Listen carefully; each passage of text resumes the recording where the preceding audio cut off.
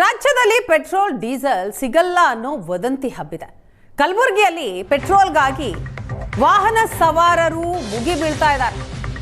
Petrol ಹಾಕಿಸಿಕೊಳ್ಳೋದಕ್ಕೆ ಮುಗಿಬಿದ್ದ bike ಸವಾರರು. Petrol ಬಂಕ್ಗಳಲ್ಲಿ kilometre ಗಟ್ಟಲೆ Q ಬೇರೆ ಇದೆ. ಪೆಟ್ರೋಲ್ ಡೀಸೆಲ್ ಸ್ಟಾಕ್ ಇದೆ, ಯಾವುದೇ ತೊಂದರೆ ಇಲ್ಲ. ಬಂಕ್ ಮಾಲೀಕರು ಬರುವಂತಹ ಪ್ರತಿಯೊಬ್ಬ ಸವಾರರಿಗೂ ಕೂಡ ಹೇಳ್ತಾ ಇರೋ ಮಾತಿದು. ಆದರೂ ಯಾರು ಕೇಳಿಸ್ಕೊಳ್ತಾ ಇಲ್ಲ.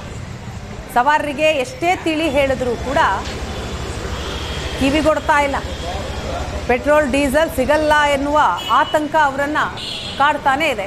ಹಾಗಾಗಿ ಬೆಳಿಗ್ಗೆ ಎದ್ದರೆ ಸಾಕು, ಪೆಟ್ರೋಲ್ ಬಂಕ್ನ ಮುಂದೆ ವಾಹನ ಸವಾರರು ಕ್ಯೂ ನಿಂತಿದ್ದಾರೆ.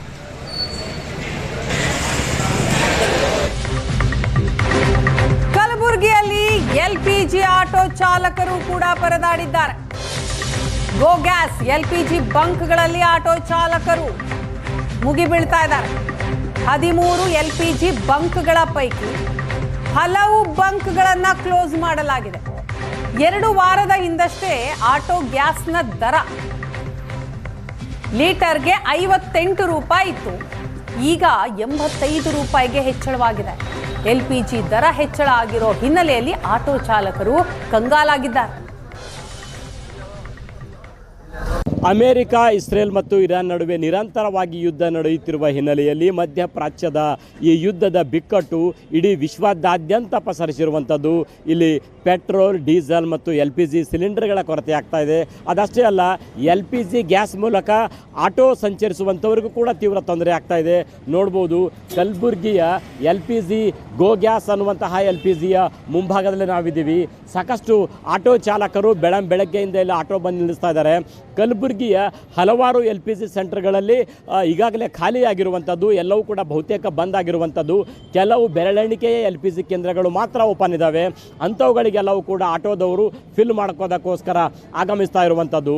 ಅದಷ್ಟೇ ಅಲ್ಲ, ಇನ್ನೊಂದು ಕಡೆ ರೇಟು ನೋಡ್ಬೋದು, 84 ರೂಪಾಯಿ 95 ಪೈಸೆ, ಅಂದರೆ 85 ರೂಪಾಯಿಗೆ ಪ್ರತಿ ಲೀಟರ್ಗೆ 85 ರೂಪಾಯಿಗೆ ಬಂದು ನಿಂತಿರುವಂಥದ್ದು. ಕೇವಲ 2 ವಾರಗಳ ಹಿಂದಷ್ಟೇ ಇದು 54-55 ರೂಪಾಯಿ ಇದ್ದಿರುವಂಥದ್ದು ಈಗ 85 ರೂಪಾಯಿಗೆ ಬಂದು ನಿಂತಿದೆ. ಸರಿಸುಮಾರು 30 ರೂಪಾಯಿಯಷ್ಟು ಹೆಚ್ಚಳ ಆಗಿರೋಂಥದ್ದು. ಹಾಗಾದರೆ ಆಟೋ ಚಾಲಕರು ನಮ್ಮ ಜೊತೆ ಇದ್ದಾರೆ, ಏನು ಹೇಳ್ತಾರೆ ಕೇಳೋಣ. ಮೊದಲು ಎಷ್ಟು ರೇಟ್ ಇತ್ತು ನಿಮ್ಮ LPG ರೇಟ್, ಈಗ ಎಷ್ಟಾಗ್ಯದ? ಆಟೋ ಡ್ರೈವರ್ಗಳ ಪರಿಸ್ಥಿತಿ ಹೆಂಗಾಗೈತಿ? ಹೈರಾಣ ಅದ್ರಿ ಸರ್. ಆಟೋದು 57 ರೂಪಾಯಿ ಇತ್ತು, ಈಗ 2 ವಾರನಾಗ 85 ರೂಪಾಯಿ ಆಗ್ಯದ್ರಿ. ಕಸ್ಟಮರ್ ಲೆಕ್ಕ ಅಟ್ಟೆ ಕೊಡ್ತಾರೆ ರೀ. ಈಗ ಮಾರ್ಕೆಟಿಂದ ಬಸ್ ಸ್ಟ್ಯಾಂಡ್ ಕೊಡ್ಬೋದು 15 ರೂಪಾಯಿನೇ ಕೊಡ್ತಾರೆ, 20 ಕೊಡೋದು ಕೂಡ ಅಲ್ರಿ. ಹ್ಯಾಂಗೆ ಮಾಡ್ಬೇಕು ರೀ? ಹಿಂಗಾದ್ರೆ ಹೆಂಗೆ ಆಟೋ ಏನು ಇಲ್ಲೇ ರೀ ಮಾಡೋದು, ಆ ಗ್ಯಾಸಿಗೆ ಬಿಡೋದು, ಮನೆಗೆ ಹೋಗೋದು ರೇಟ್. ಕಿರೆ ಆಟೋ ಇರ್ತವ್ರು 250, 200, 300 ಕಿರೆ ಅವ ರೀ. ಅದು ವರ್ಕೌಟ್ ಆಗಲ್ಲ ರೀ. ನಿಮ್ಮಂಥವ್ರ ಬಲ್ ಸಾಲ ತೊಡ್ಕೊಂಡು ಮಾಡೋದು ಕೂಡ ನಡೆದ ರೀ. ಈಗ 1 ವಾರದಾಗ 10,000 ರೂಪಾಯಿ ತೊಗೊಂಡಿದ್ದವ್ರು. ಮನೆ ಕಿರೆ ಏನು ಕೊಡ್ಬೇಕು ರೀ? ಮೊದಲು ಎಷ್ಟಿತ್ತಣ್ಣ, ಈಗ ಎಷ್ಟಾಗ್ಯದ? ಮೊದಲು ಒಂದು 2-3 ವಾರದ ಹಿಂದೆ ಎಷ್ಟಿತ್ತು? 88 ರೂಪಾಯಿ ಇತ್ತು. ಇದು 58 ರೂಪಾಯಿ ಇತ್ತು ಸರ್. ಇವಾಗ 5ನೇ ತಾರೀಕಿನಿಂದ ಈ ಕಡೆನೇ ರೇಟ್ ಜಂಪ್ ಆಗಿದ್ದು. ಪೂರಾ ಇಲ್ಲಿ ಗಂಟ ಬಂದೈತೆ, 85 ಗಂಟ ಬಂದೈತೆ. ನಮ್ದು ಏನು ಇಲ್ಲ, ಪ್ಯಾಸೆಂಜರ್ 1 ರೂಪಾಯಿ ಹೆಚ್ಚಿಗೆ ಕೊಡ್ತಾ ಇಲ್ಲ. ಏನು ಮಾಡೋದು ಸರ್? ಮಾಡ್ತಿದ್ದೀವಿ, ಇದಕ್ಕೆ ಬಿಟ್ಟರೆ ಬೇರೆ ಉದ್ಯೋಗ ಇಲ್ಲ ನಮ್ಮ ಹತ್ರ.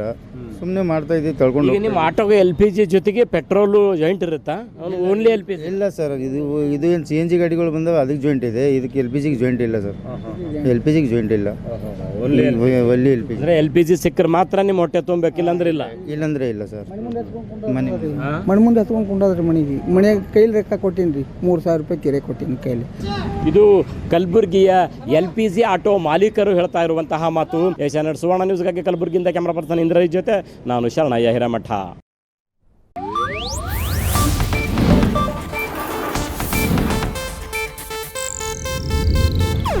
ಇದು ಏಷ್ಯಾನೆಟ್ ನ್ಯೂಸ್ ನೆಟ್ವರ್ಕ್ ಪ್ರಸ್ತುತಿ.